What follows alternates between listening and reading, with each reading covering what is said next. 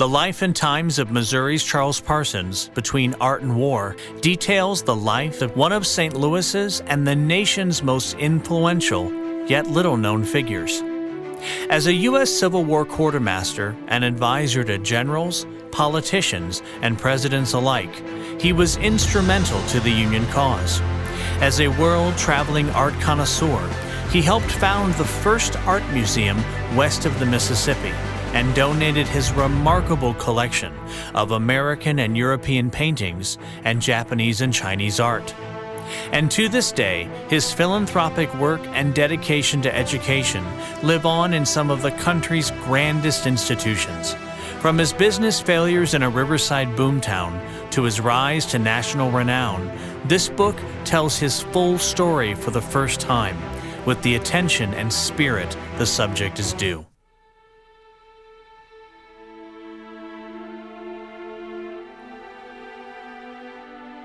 On January 24, 1824, Charles Parsons was born the third son and sixth child of Lewis B. Parsons Sr. and Lucina Parsons in Homer, New York, in Cortland County. The man who would be remembered by the St. Louis Republic as a distinguished citizen, venerable banker, art connoisseur,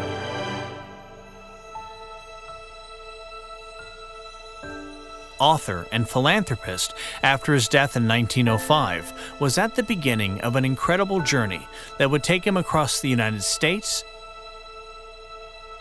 through the American Civil War, and around the world.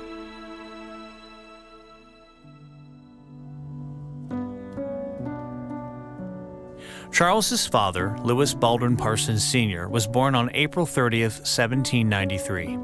He had been a very successful merchant until the War of 1812, when his fortune was lost to the economic chaos of the time. He maintained the family and prospered once again.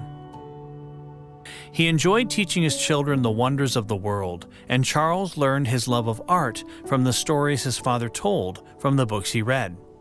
Lewis Baldwin Parsons ensured that the family was well acquainted with stories of the Revolutionary War and how Charles's grandfather had been stationed with his company at Ticonderoga and up the Mohawk River at Fort Schuyler during the summer of 1780, as well as how he suffered with his troops at Valley Forge, was wounded at the Battle of Monmouth, and was present at the surrender of Lord Cornwallis at Yorktown.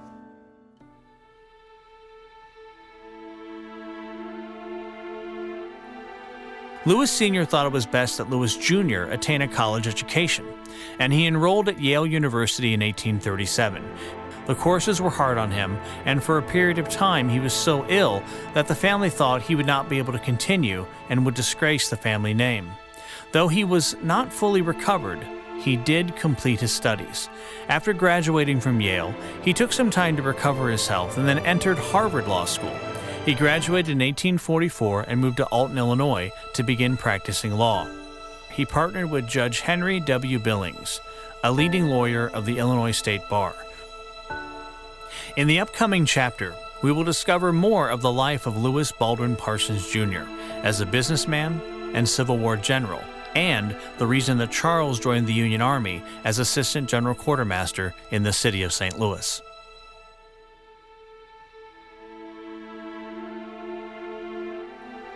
Stories of success and failure in California's gold rush regularly appeared in newspapers across the country in 1851.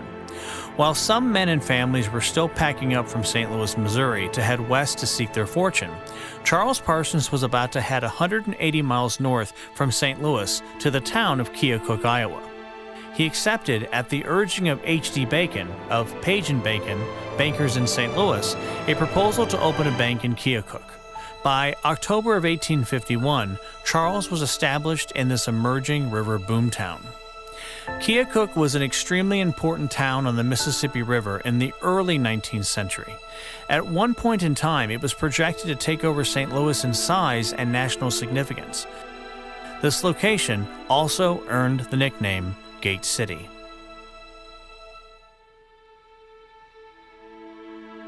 The Black Hawk War is where Abraham Lincoln became a captain in the Illinois militia. Though he served as a volunteer from April 21st to July 10, 1832, he never saw combat.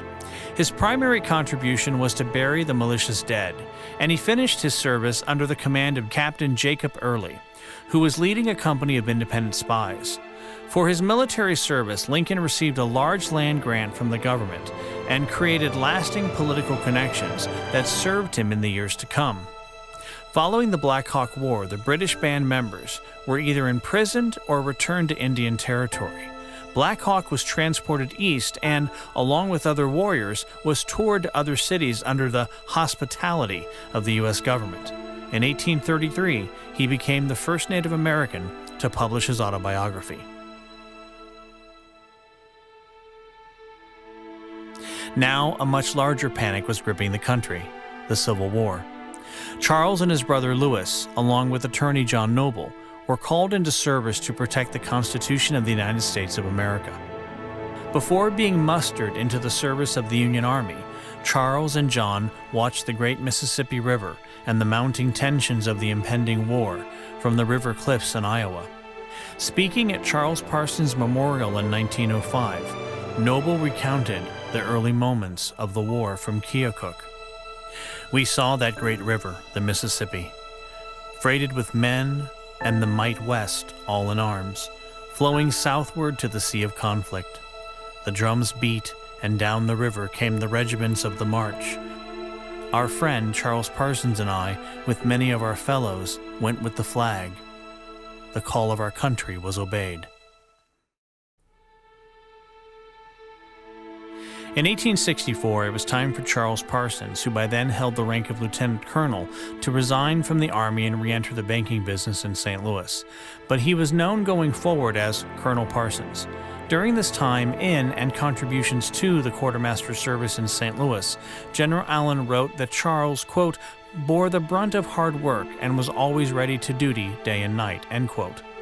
1 year later, when Louis, then general, was leaving the service, General Grant took time to write a letter of appreciation. Louis felt very strongly that without the superior efforts of his brother and his commendation from General Grant, success in St. Louis would not have been achieved. General Grant wrote, "Dear General, I have long contemplated writing you and expressing my satisfaction with the manner in which you have discharged the very responsible and difficult duties of Superintendent of River and Railroad Transportation for the armies both in the West and East. This position is second in importance to no other connected with the military service, and to have been appointed to it at the beginning of the war, of the magnitude and duration of this one, and holding to it its close providing transportation for whole armies, with all that appertains to them for thousands of miles, adjusting accounts involving millions of money, and doing justice to all, never delaying for a moment any military operations, dependent upon you meriting and receiving the commendation of your superior officers and the recognition of government for integrity of character and for the able and efficient manner in which you have fulfilled its evidences, and honesty of purpose, knowledge of men, business, intelligence, and executive ability of the highest order, and of which any man ought to be justly proud. Wishing you a speedy return to health and duty, I remain, yours truly, U.S. Grant."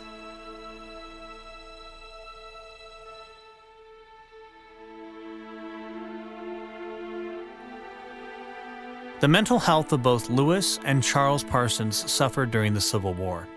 Both men required travel following their service to recover and return to business life. After his rest, Charles Parsons, now referring to himself exclusively as Colonel Parsons, was made cashier of the State Savings Association. The State Savings Association had formed in 1855 and steadily grew to become one of the most prominent financial institutions in St. Louis and was recognized as one of the strongest and best managed banks in the country. Diligently applying himself to the operations of the bank, Colonel Parsons was elected president of the State Savings Association in 1870, when it became the State Bank of St. Louis. Colonel Parsons held the position of president for 35 years. Bankers and other businessmen of the day revered Parsons as a leader in commerce. A major highlight for Colonel Parsons came in 1893, when he was selected to oversee the World's Congress of Bankers and Financiers at the Chicago Exhibition. With the 20th century under a decade away, Colonel Parsons, the banker and financier from St. Louis, was elevated to a position of international recognition. In his opening speech, he said, "When I was solicited to occupy the position of permanent chairman of this Congress, it was not the understanding that I was to make a speech. It was the understanding that I was to come here and preside over the intelligent gentlemen who from all parts of the country we hoped would be present. It is a profound satisfaction to me that there are so many bankers here who are not in any way pledged to be making up the fences. I am therefore happy because I wish to do honor to this place which has so wonderfully and remarkably prepared us for a treat beyond all expression."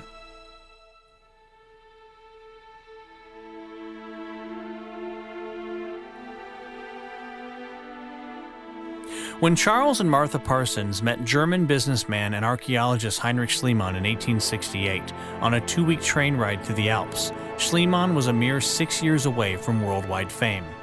As an archaeologist, Schliemann went on to rediscover the fabled city of Troy in Turkey.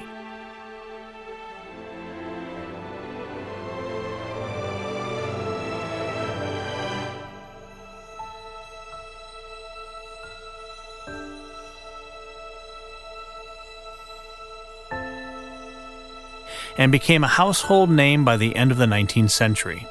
The Parsons' chance meeting with this soon-to-be international figure on their way to Paris for Martha's sister's wedding set the stage for a 20-year relationship.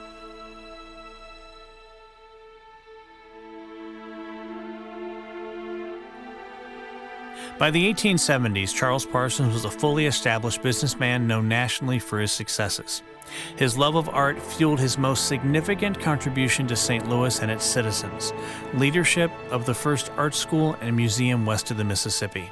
As Washington University, which was founded in 1853, began its growth, art was no doubt important to its early leaders as a display of refinement and wealth, but it was not yet part of the curriculum.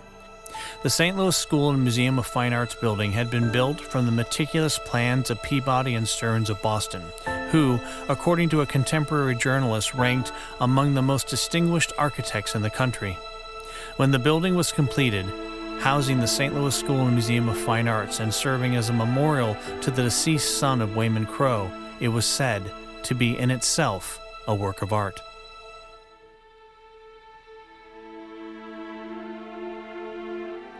After the fair was complete, a building at least partially permanent would be given to the Board of Control of the St. Louis School and Museum of Fine Arts as a permanent home for the museum. It was rumored that Halsey C. Ives would be the art director at the St. Louis exhibition, as he had been for the 1893 fair in Chicago. The Louisiana Exhibition Company considered the proposal of the Board of Control for the St. Louis School and Museum of Fine Arts, and the Board of Directors agreed to it, leaving a permanent building following the fair that would be visited by millions a year, would serve as an impressive memorial of the exhibition. The building that would be the Palace of Fine Arts, designed by Cass Gilbert of New York City during the exhibition, would become the City Art Museum following the fair at the top of what is now known as Art Hill in Forest Park.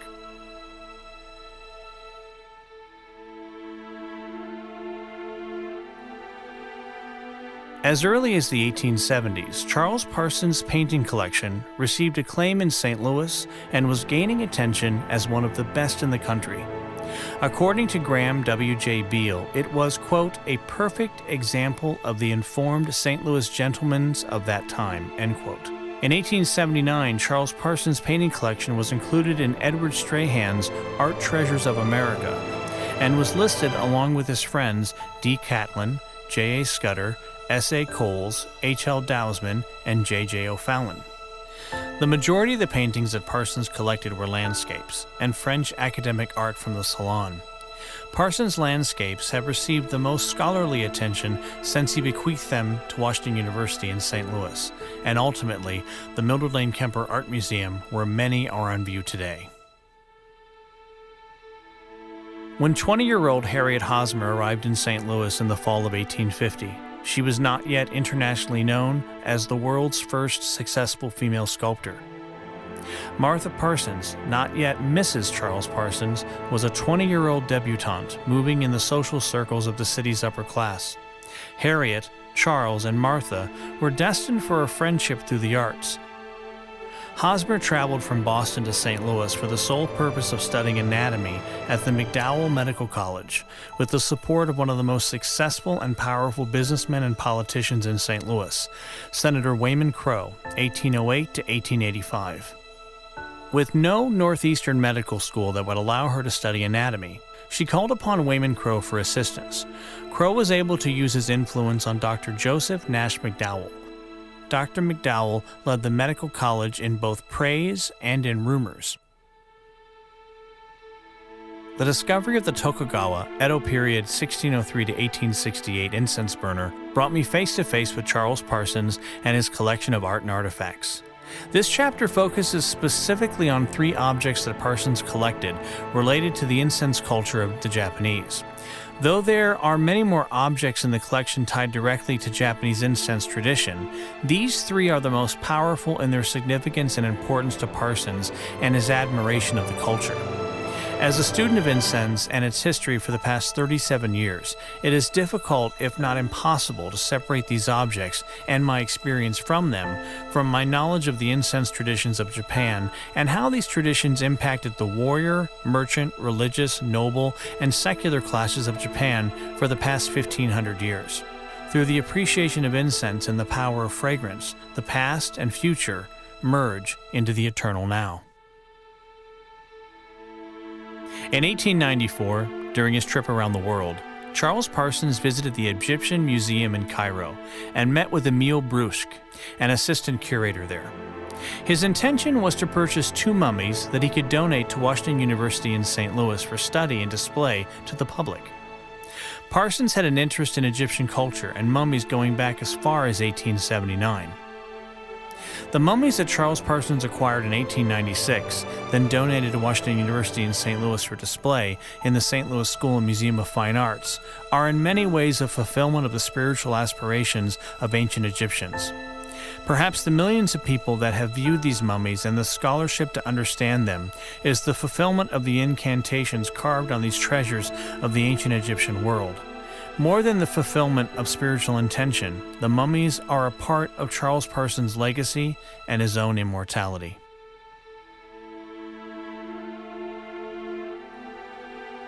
When Charles Parsons' father, Louis Baldwin Parsons Sr., passed away in Detroit, Michigan, Charles was living in Keokuk, Iowa. Charles's father had spent months visiting his son in Keokuk before leaving to explore the Iowa countryside. During his travels, he made large purchases of land and after his death, contributed to his dream of starting a Christian college in the Midwest. In 1925, 50 years after the founding of Parsons College, Willis Edward Parsons, the eldest son of George Parsons, wrote about Parsons Sr.'s motivations for creating the institution. He wrote, "Parsons College grew out of a strong conviction that such an institution was needed in the development of Iowa and the Middle West." As an executor of his father's will, Charles Parsons worked diligently to bring the college into existence and committed to ensuring its success, more than any other family member. One of the most interesting artifacts that remains from the life and times of Charles Parsons is his book, Notes of a Trip Around the World in 1894 and 1895. In this volume, Parsons left a vivid cultural and historical account of life in numerous countries of the Near and Far East. According to his chronicle, Parsons departed San Francisco on the steamer Belgic at 3 o'clock in the afternoon of November 15, 1894, with his nephew, heir, and friend, Charles Parsons Pettis. This departure from the California coast would begin a journey that included stops in China, Japan, Singapore, India, Bhutan, Egypt, Yemen, Grenada, Spain, France, England, and other places in between.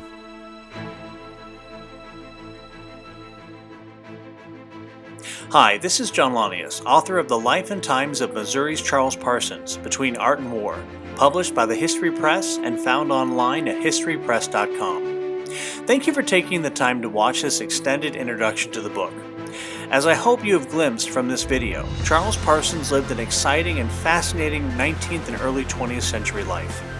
There are many more journeys you'll take with Charles, his family, and his circle of friends when the book launches in February of 2020, as this video only represents 11 pages of the full 208 that chronicle his life and times. I sincerely hope you enjoy your reading experience, and I look forward to you sharing the book with others as well as your feedback. Please join our Facebook group at Parsons Book. On Instagram, you can find us at Parsons_book, as well as at Parsons Book on Twitter and the official website, parsonsbook.com. Also, please support the institutions listed in the acknowledgments that made this book possible. For anything else, such as questions and bookings for speaking engagements and interviews, please send an email to charlesparsonsbook@gmail.com. When it comes to books about history, the path forward seems to go back. Thank you for time traveling with me, and I look forward to hearing from you.